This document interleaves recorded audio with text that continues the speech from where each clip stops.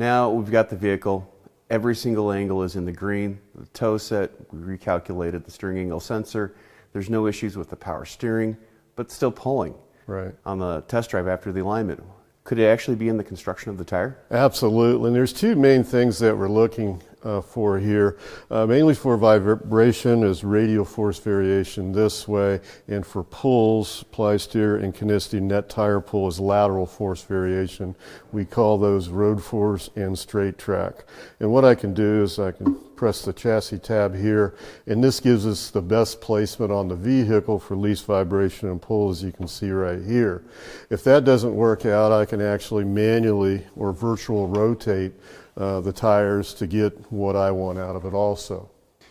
So instead of just rotating the tires randomly or doing the pattern that is prescribed in a lot of textbooks, oh yes, this way you're putting a number behind it. Exactly, and it's so much quicker and just more accurate. Plus I can document this and put it on a piece of paper if I have a printer. Okay. So with this too, it's just that roller right there that's putting a force on the tire? Exactly. Picking up radial and lateral forces through that roller. There's sensors attached to that, and it picks up that, yes. And this process can be done with a new set of tires for a vehicle to make sure absolutely. it leaves the shop with no pull. If I do, force match, I'm not saying you need to force match all wheels and tires, but if I measure them, I can kind of see before the test drive or before the customer gets hold of them, are there going to be any problem childs? I can take care of that before I return the vehicle back to the customer. And this will hopefully solve our tire pull problem.